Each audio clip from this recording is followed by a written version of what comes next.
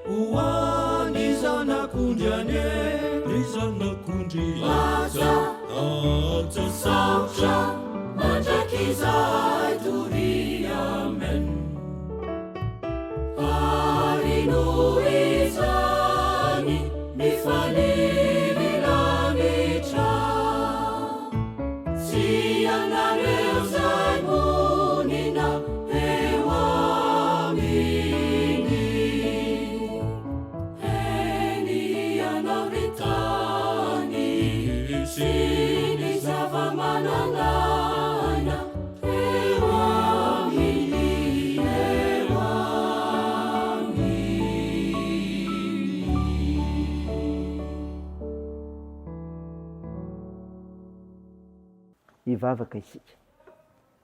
Andriamanitra pampahery ianao ary tsy mandao amin'ny ady hatrehana fa mianjara toerana miavaka ho an'ny olonao izay mino anao ko mankalaza sy mitera ary mahavoninahitra anao izahay.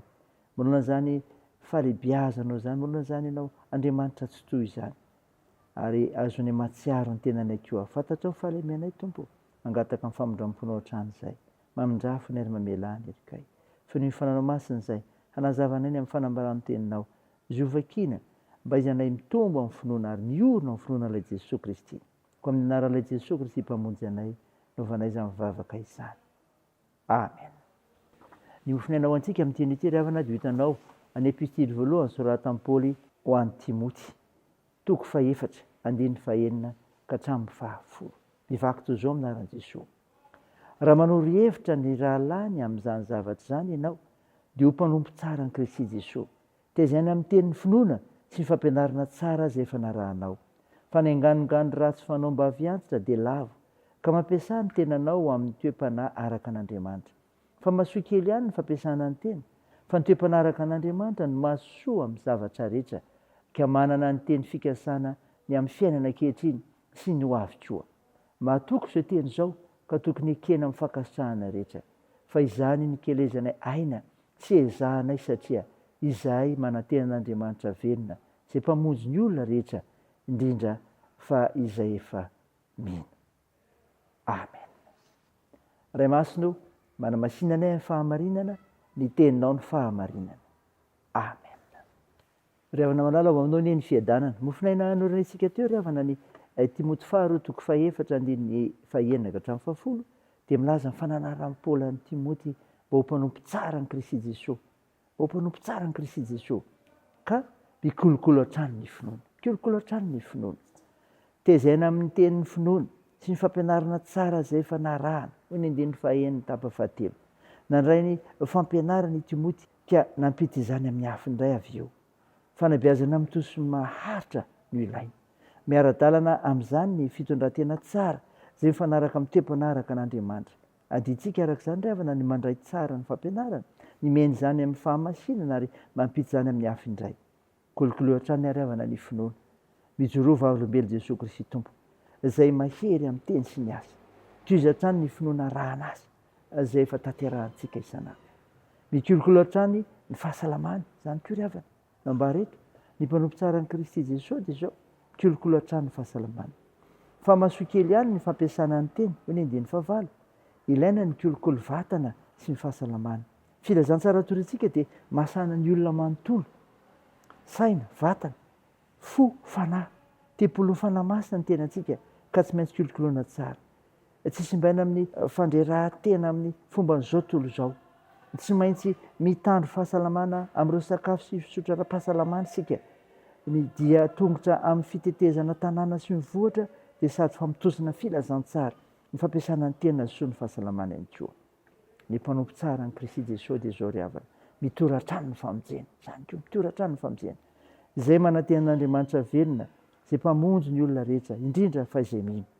Toroy hatrany ry havana fahatsarany tompontsika izay fanantenana tsy mametaka. Raisy izany, dinio izany, ho voninahitra Andriamanitra. Amen. Andeha hivavaka isika. Tompo misaotra ny mofinaina nomenao izay milaza ny amin'ny mpanompo tsara an'i Jesosy Kristy. Ka mikolokolo hatrany ny finoana sy ny fahasalamana. Mitory hatrany ny famonjena indrindra koa. Favaka aminao izahay ny amin'ny hitahinao anay tsiraray mahafantatra izany. Hiavaozana isan'andro amin'ny sehatra misy anay.